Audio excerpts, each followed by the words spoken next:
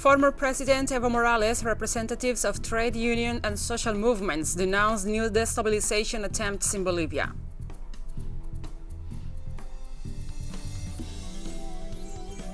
And Guatemala enters the 11th day of anti-government demonstrations.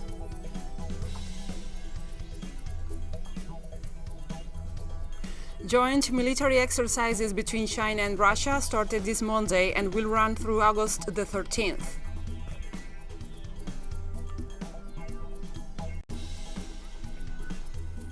From the headquarters of TeleSUR English in Havana, Cuba, this is From the South. I'm Gladys Quesada, and now we begin with the news. Meeting at the Union Federation of Bolivian Mine Workers headquarters, alongside former President Evo Morales, representatives of trade, union, and social movements denounced destabilization attempts after a week of constant protest in the lead-up to the country's Independence Day. They committed to defend the democratically elected government of President Luis Arce Catacora and his Vice President David Choquehuanca. Evo Morales expressed great concern about the threats of a new coup by Bolivian far-right, similar to the one carried out in 2019 against him, and warned of the ongoing threats to democracy.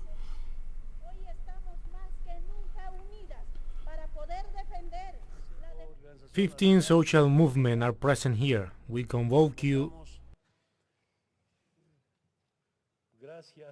thanks to the deep sentiment of the Bolivian people, to express our enormous concern about the new threats to democracy and, above all, to our cultural democratic revolution. Consequently, Bolivian social movements declared themselves to be in a state of emergency. To defend the democratically elected government of our constitutional president, Luis Arce Catacora, and our Vice President, David Choquehuanca. For all the above, the workers and our social movements of the Bolivian people declare ourselves in a state of emergency, and we will be vigilant against any attempt at destabilization that might be established in the country. We say to the coup plotters who say that they have recipes to overthrow governments, we say from here, the social movement are not going to allow it. Today we are more united than ever to defend the democracy that we have recovered after the coup d'etat. More than 3.5 million people participated in Sunday in the open primary elections of the United Socialist Party of Venezuela to choose their candidates for regional elections. President Nicolás Maduro confirmed the installation of the electoral polls in the more than 5,000 polling stations at a national level, which were insufficient for the massive turnout. The Electoral Commission confirmed the voting process was held peacefully. The party's Vice President, Diosdado Cabello, stated that the large participation of voters shows the people's support to the Bolivarian Revolution and the government. On November 21st, Venezuela will elect 23 governors and 333 mayors, as well as legislative and municipality council members.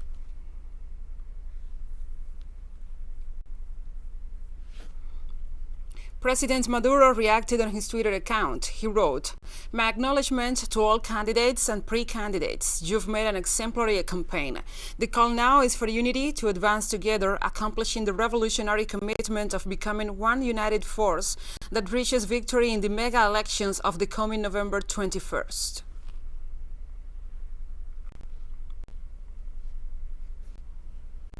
And we remain on topic. Dr. Fernando Casado described as surprising the high turnout of the Venezuelan people in the Socialist United Party's primaries, despite the destabilizing attempts of Western countries. One more grain of sand within the different types of democracy mechanisms that exist in Venezuela. And once again, it is clear that we are in a pandemic, a country in economic war, and a country that the Western countries are trying to physically suffocate. Well, it is quite commendable that yesterday there was a democratic process in which there was a very large participation and surprising turnout. Dr. Casado also emphasized that the democratic process on Sunday contributes to dismantle the international campaigns created against Venezuela. But of course what happened yesterday destroys the stereotype that the media is constantly trying to build, that Venezuela is a bankrupt country, that Venezuela is a violent country, that Venezuela is not a democratic country. All those stereotypes are being dismantled. Well, they're being dismantled continuously, but I think that yesterday in a primary election, in an election that in reality was focused on seeing who the candidates of one of the parties were going to be, and giving once more a lesson in free representative democracy, because it is an open primary election. In Spain, for example, we do not have one, while I think it gives a lesson of democracy to all those who are paying attention to what happens in Venezuela. The International Committee of the Red Cross expressed its concern over the forced displacement of 2,600 people in the Colombian department of Bolívar. The institution called on the armed groups operating in the area to respect the integrity of the displaced persons and also expressed concerns about the degradation of the conflict in that area. The entity has provided medical supplies and humanitarian aid to prevent a rebound in the coronavirus or other diseases. According to the agency, in the first 4 months of this year, 195 victims of explosive devices were registered. It also documented 33 requests to search for missing persons in the context of the armed conflict. And we'll be right back after this very short break, so don't go away.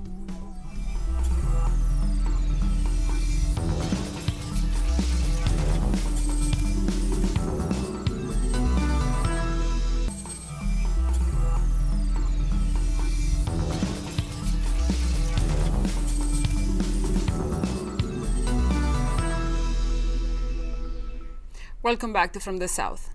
In Guatemala, a new nationwide day of mobilizations was held to demand the resignation of President Alejandro Giammattei and to promote the proposal to install a popular and plurinational Constituent Assembly.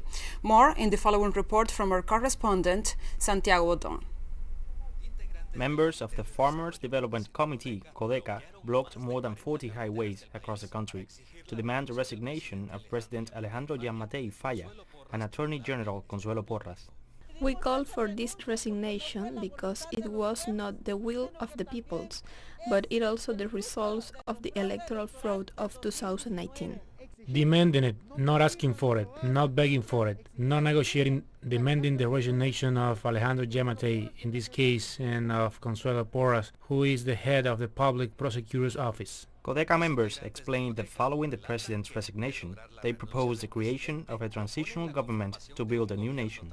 A new political constitution must be drafted, and that's why we are demanding a transitional government to convene a popular and plurinational constituent assembly.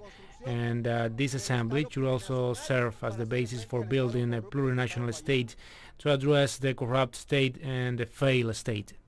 According to the protesters, the co-optation of the state and the government's lack of response to the emergency sparked by the novel coronavirus have led to 11 days of permanent demonstrations.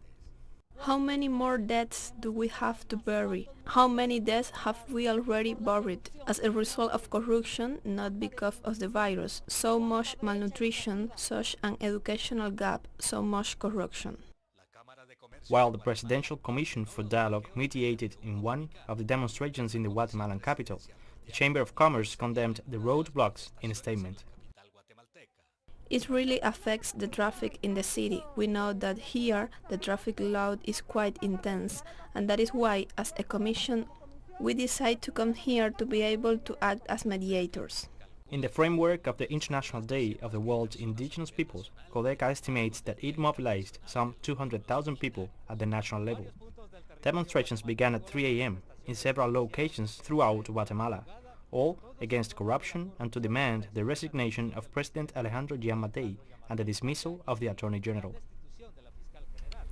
Santiago Boton, TeleSUR, Ciudad de Guatemala.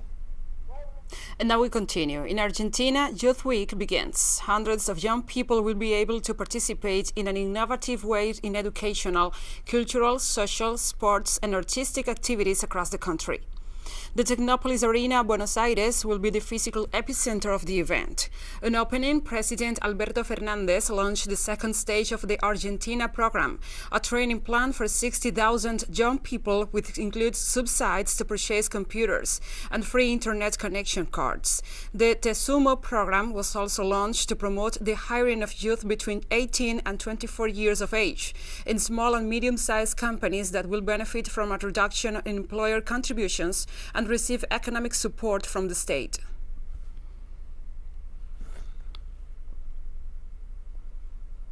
The UN is evaluating a request by the government of Haiti to conduct an international investigation into the assassination of President Jovenel Moïse. In a letter sent to the UN Secretary General signed by Haitian Foreign Minister Claude Joseph, the country's authorities request the formation of an international commission of inquiry and the creation of a special court to prosecute the alleged murderers and masterminds of the magnicide. More than 40 people, including Colombian and US citizens as well as 4 policemen, have been arrested for the assassination that took place in the early hours of July 7th. Haiti's interim government previously asked the United States and the UN to deploy troops to secure the country's key infrastructure, a move rejected by broad sectors of society, opposed to the current authorities and more foreign interference.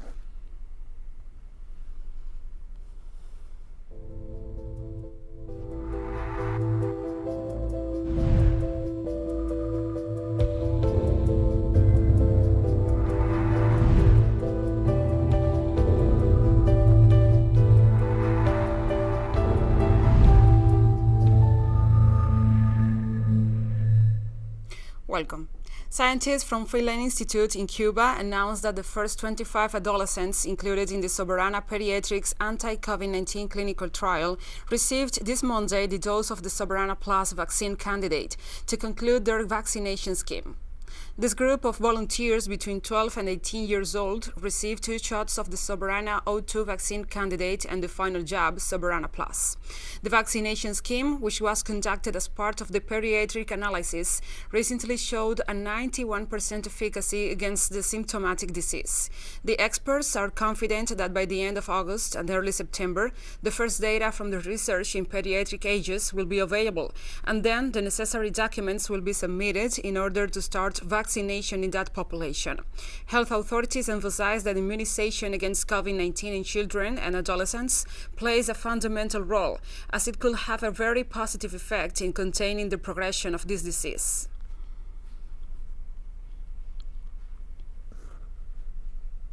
And Guatemala recorded more than 800 deaths due to COVID-19 in July, making it the month with the highest number of fatalities this year. Since the beginning of the pandemic, more than 10,000 deaths and more than 300,000 confirmed cases have been recorded in the country. Health authorities tallied 51 deaths on July the 7th, being this the day with the highest mortality rate due to the disease. Vice Minister of Hospitals Francisco Coma pointed out that despite the worrisome situation, figures do not exceed those already recorded in June, July and August 2020. He also asked the population to comply with the biosecurity measures to avoid contagion.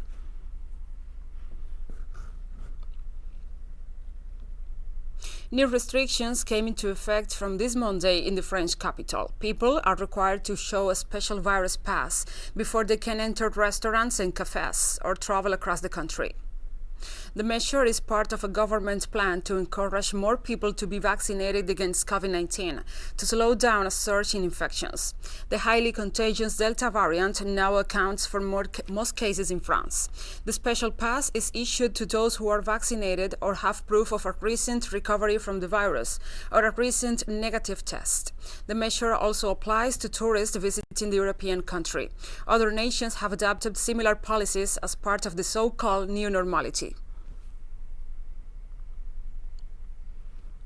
We are adapting. We were informed by numerous sources of information. We knew we had to show this and it posed no problem. This involves putting on another cap once again. In other words, we have to ask the clients if they are permitted to have a drink at my restaurant. This is rather unusual. I must admit that in terms of ambience, this morning I didn't quite know what to expect, but on the other hand, there wasn't a big crowd. The handful who came did it right away, but I must admit, this isn't for me. It is quite unusual to ask someone to show a pass. This feels very much like being the police. We have more stories coming up after this final short break, so stay with us.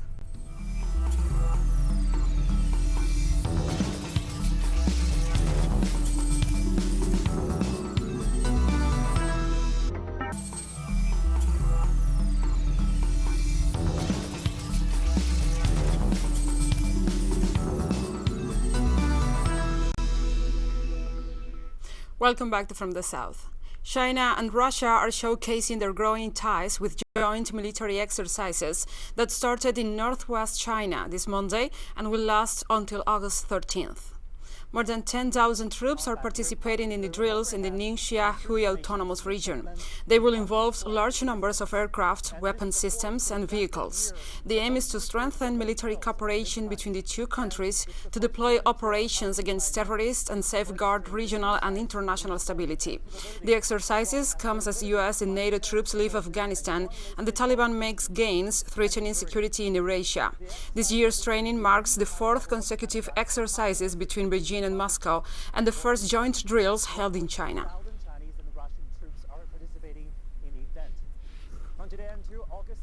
And Iran warned that the security of the Persian Gulf is a red line. The Persian authorities assured that they will protect this waterway from destabilizing acts by Western countries. A spokesperson for the Iranian Foreign Ministry described as irresponsible the statements by the UK on linking Tehran without evidence to an alleged attack on an Israeli-owned oil tanker in the Sea of Oman.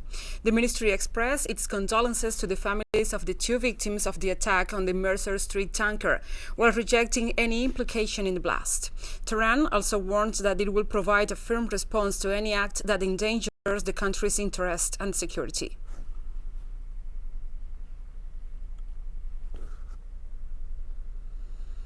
And Nagasaki remembers its victims 76 years after the United States dropped a second atomic bomb on the Japanese city. To mark the occasion, Nagasaki authorities called on the international community to work towards the elimination of all nuclear weapons. City's mayor, Tomisha Taue, urged the central government of Japan to adopt a more active role to achieve this goal. He also criticized nuclear powers for not adhering to the agreement to an eradication of this type of weapon of mass destruction.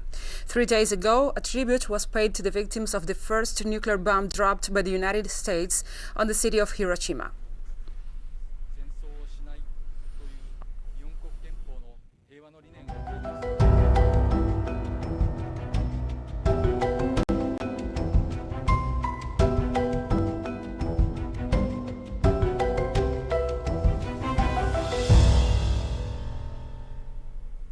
An international experts panel on climate change warned about the effects of human activity, on the increase of extreme scenarios and said the changes will be irreversible for centuries or millenniums.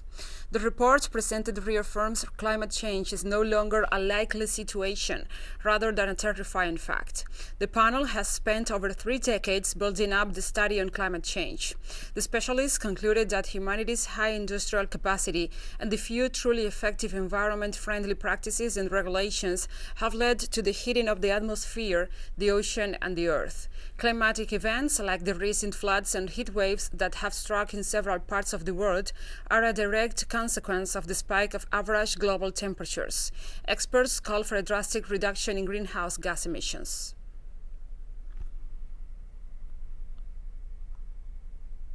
The world listened, but didn't hear.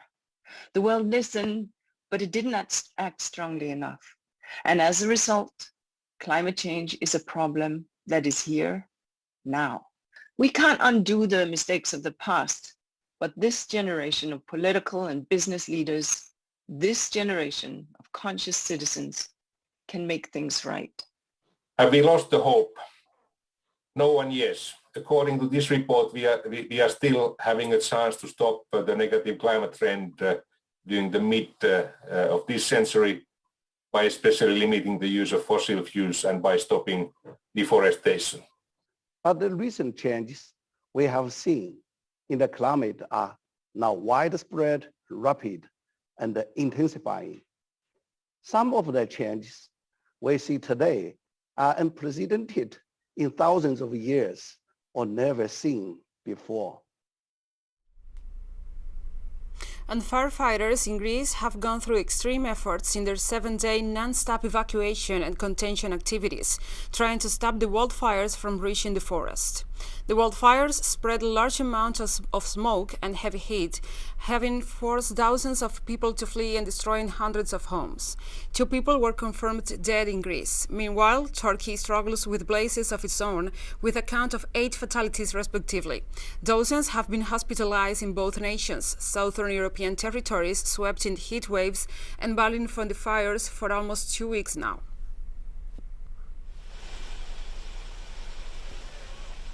And although many of the disasters have been reduced under control in Greece, the wildfires in Evia Island does not seem near to ending. It could continue to affect human lives and property. Citizens flee the island amid fears that the blaze reaches forests and grows beyond control. On the issue, Greek Prime Minister Kyriakos Mitsotakis addressed the nation.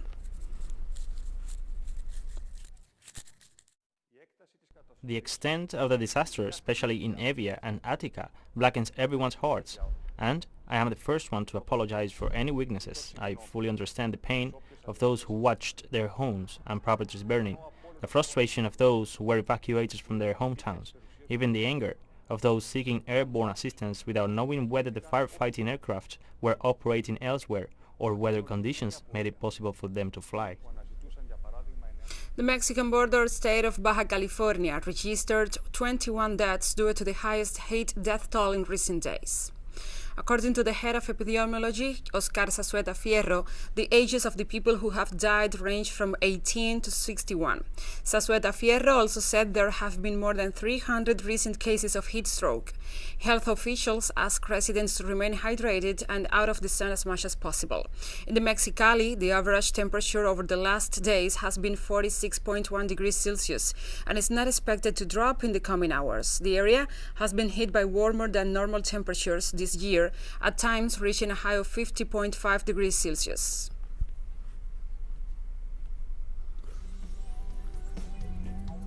And we have come to the end of this news brief. But remember, you can find these and many other stories on our website at telesurenglish.net. And also, if you feel so inclined, please join us on social media. We are on Facebook, Twitter, Instagram, and Telegram. For TeleSUR English, I'm your host, Gladys Quesada. Thank you for watching.